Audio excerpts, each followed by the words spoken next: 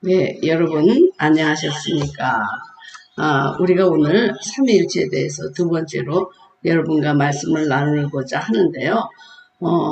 사실 우리가 그 삼위일체론, 그 다음에 또 기독론, 성령론, 이 부분이 사실 가장 어렵긴 어렵습니다. 왜냐하면 설명하기가 어렵고 또 여러 교단마다 다른 생각을 가지고 있고, 그 다음에 또 구원론이 또 다르고 또 종말론이 또 다르죠. 그래서 여러분들이 지금 굉장히 어려운 것을 배우고 있는 중입니다. 이번에 삼위일체에 대해서 여러분들이 좀 더 깊어지면 평신도 신학자가 되는 것입니다. 여러분들이 이거를 들으시면서 자기의 말로 표현하고 자기의 말로 설명할 수 있는 그런 여러분들이 되시기를 바랍니다. 제가 그 강의안을 나눠줬는데요. 여러분 그 강의안을 여러분 다 펼쳐보시기 바랍니다. 네. 자, 첫 번째로 우리가 이제 양태론에 대해서 한번 얘기해 보도록 하겠습니다.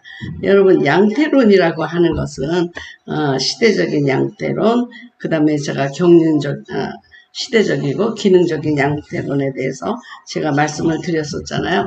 오늘은 그 양태론에 대해서 조금 더 설명을 해보도록 하겠습니다. 우리가 보면은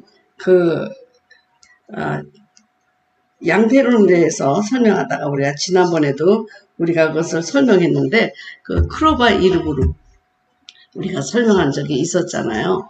그래서 그것이 조금 여러분 제가 이것을 양태론이라고 하면 물이 얼면 물이죠. 이게 물이죠. 물이 얼면 얼음이고, 그리고 물이 날아가면 수증기고, 그리고 보통 때 평상시 상온에서는 물이죠.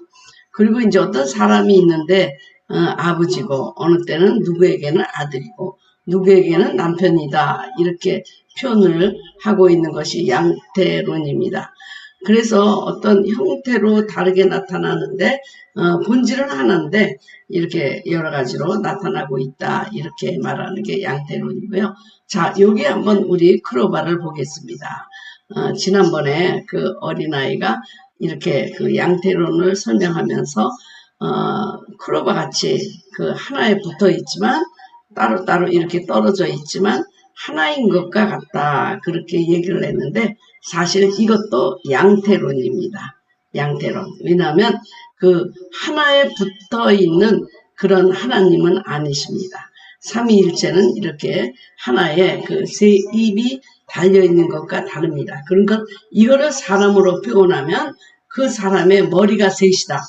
머리가 하나님 머리, 예수님 머리, 성령 머리, 이렇게 성령님 머리 따로 있다는 것을 표현하는 것이기 때문에 이것도 잘못 표현한 것이라고 볼 수가 있습니다. 그러나 그 어린아이가 자기의 그 어떤 한계 내에서 이렇게 이제 설명을 하고 있는데요. 그 어린아이도 어쩔 수 없이 지금 양태론에 빠져서 설명하고 있는 것입니다. 우리 주님은 이렇게 한 몸 위에 머리가 셋이 달린 것 같은 그런 어떤 기형아적인 그런 모습은 아닌 것입니다. 그러니까 양태론이라는 말을 여러분들 많이 듣지는 않았지만요, 평상시에 다 양태론으로 설명하고 있는 것입니다.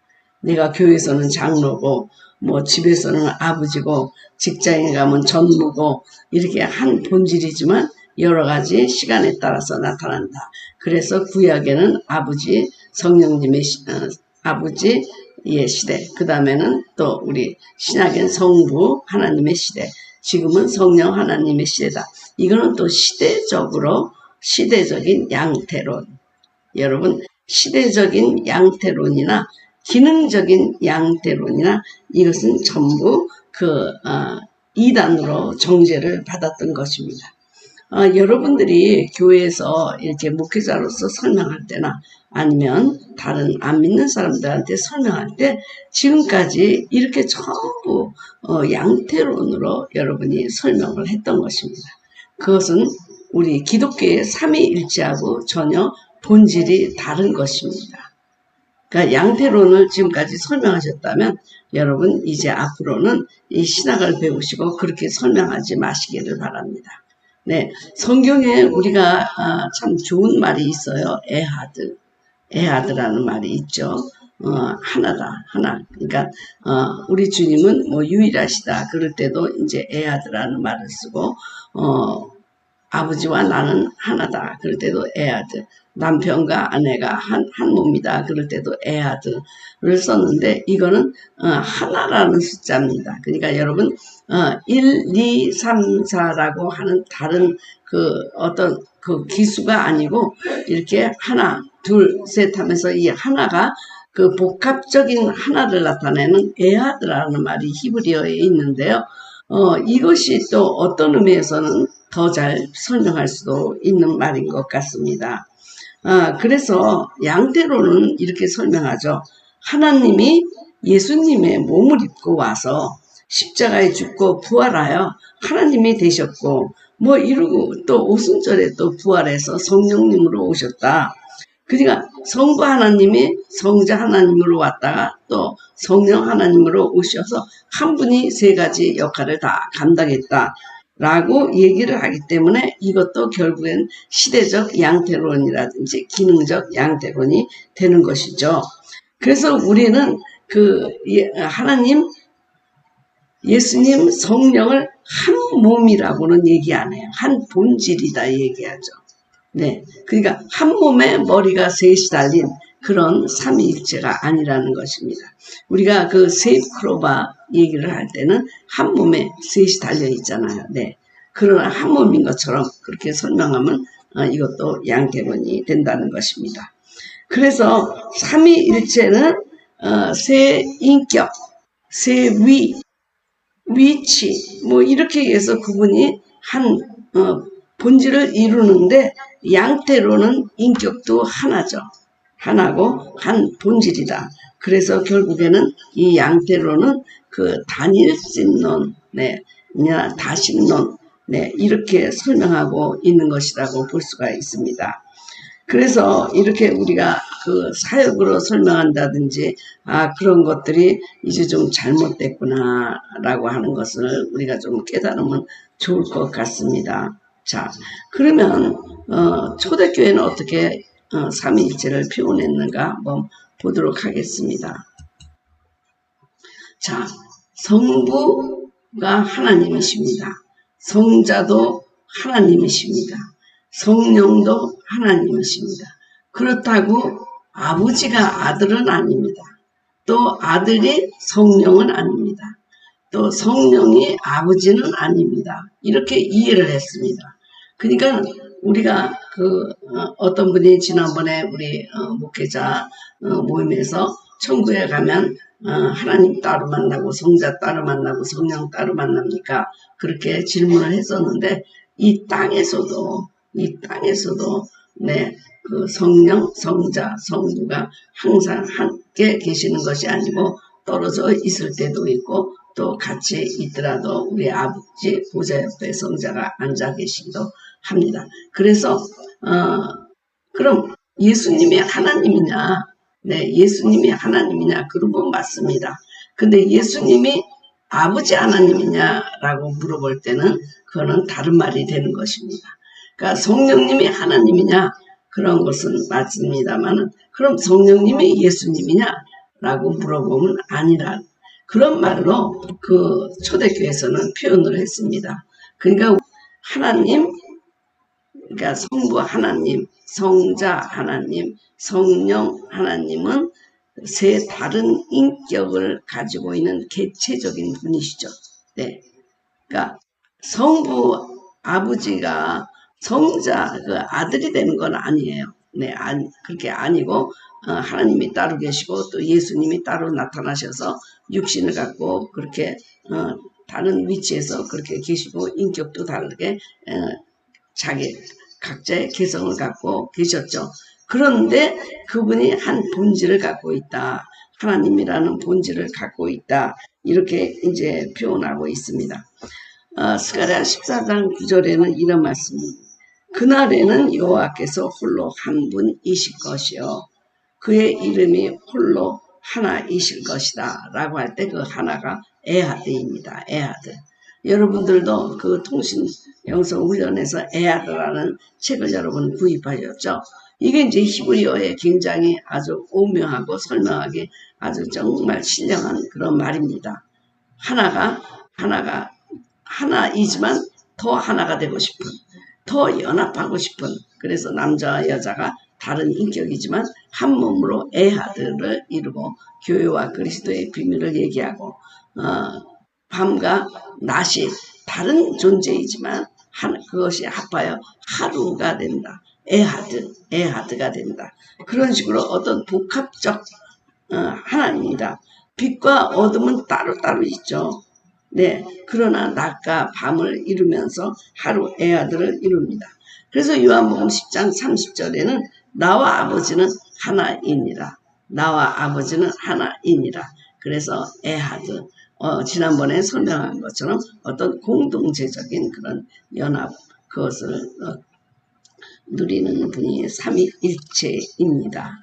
그러니까 우리가 하나님, 예수님, 성령님이 한 몸이다 그렇게 생각할 때는 양태론을 얘기해야 되고 몸은 하나인데 머리가 셋인 괴물 같은 그런 분이 되는 거잖아요. 근데 하나님도 계시고 예수님도 계시고 성령님도 계시고 네, 다 인격적으로 이렇게 계시면서 그분을 하나로 네, 상호 침투하고 연합하고 그러면서 에하드를 이루고 있는 한 본질을 이루고 있는 복합적 한 분이다 이렇게 설명하고 있는 것입니다. 그러니까 우리가 삼위일체나 사도신경이나 거기에서 다 우리가 신앙을 고백하지만 이 신앙적인 고백으로만 이루어질 수밖에 없는 게 삼위일체의 그 설명이라는 것입니다. 그러니까 이것은 하나님의 그 인격 또 하나님의 본질 그 하나님을 본질을 나타내는 그런 형식입니다. 그러니까 인간의 머리로는 논리적으로 전혀 이해할 수 없는 것입니다. 네, 우리는 영혼 몸이 있지만 한 몸으로 돼 있잖아요. 한 몸으로. 네, 영혼이 따로 또 혼이 따로 몸이 따로 그렇게 가지 못하잖아요. 그러니까 우리가 한 몸이 된다 그럴 적에는 그냥 한 본질이고 한 몸이고 한 인격이고 한 몸이죠. 우리 주님이 그렇게 하나님과 예수님과 성령이 한 몸은 아니라는 것입니다. 한 몸은 아니라 한 몸이라고 얘기하면 단일신론이 되는 것이죠. 그리고 이분이 세 분이라 그렇게 뜰 땐 다신론이 되는 것이죠. 그래서 하나님, 예수님, 성령님이 세 분 각각 인격과 존재로 존재하시지만 그분이 네, 하나님이라는 그 본질을 공유하시면서 네, 세 분이 하나 에하드가 되시는 분이다 라고 설명하는데요. 여러분 이해가 되십니까? 이거는 이해가 되어지는 것이 아니고 믿어지고 그냥 우리는 받아들여야 한다는 것입니다. 우리가 이렇게 예수님도 하나님도 완벽하게 온전한 그런 영을 갖고 계시고 예수님도 온전하고 완벽하신 분이고 성령님도 온전하고 완벽하신 분이 그냥 다 그냥 각자 이렇게 활동하실 수 있는 분이면서도 한 분 하나님이시라는 이 놀라운 이런 이것이 바로 우리가 하나님을 믿을 수밖에 없고 성경이 진실이다라고 믿을 수밖에 없는 것입니다. 여러분, 삼위일체는 인간의 머리에서 나온 것이 아닙니다. 제가 지난번에 설명했듯이 우리는 3차원의 세계만 이해할 수 있지 N차원, 영적인 차원, 영혼의 차원은 우리가 이해할 수가 없습니다. 그래서 삼위일체야말로 인간의 머리에서 나온 게 아니고 인간이 만들어낸 것이 아니고 이 성경 자체가 하나님이 계시해 준 정말 살아있는 하나님의 말씀이다라고 하는 게 증명이 되는 거예요. 만일 삼위일체가 머리로 이해되어지고 머리에서 논리적으로 나온 것이라고 한다면 성경은 인간이 쓴 것입니다. 그러나 삼위일체를 여러분의 머리에서 나왔다고 생각하세요. 훌륭한 아브라함 머리에서 나왔다고 생각하세요. 훌륭한 그리고 지능이 뛰어난 아담 머리에서 나왔다고 생각하세요. 만일에 그래서 인간이 이것을 조작해서 삼위일체를 만들어 성경에 기록이 되었다고 하면 이 성경은 가짜입니다. 근데 삼위일체만 그리고 동정녀 마리아에게 나시고 이것도 우리의 머리로 이해할 수 없는 것입니다. 머리로 이해할 수 없는 것입니다. 인간이 만들어낸 것이 아니다 라는 것들이 우리가 지금 믿어지지 않는 이런 부분이 바로 진실로 성경은 하나님의 말씀이다. 이것을 오히려 역증거하고 있는 것입니다. 지금 우리가 클리어하게 삼위일체가 이어되어진다고 한다면 이 삼위일체가 어느 누군가의 뛰어난 머리에 탁월한 머리에서 만들어진 것일 것입니다. 근데 이것은 인간의 머리 구조에 들어와 올 수 없는 구조입니다. 삼위일체는 인간의 머리 구조에서 만들어낼 수도 없고 생각할 수도 없고 상상할 수도 없고 이해할 수도 없는 그런 구조, 하나님의 존재 양식입니다.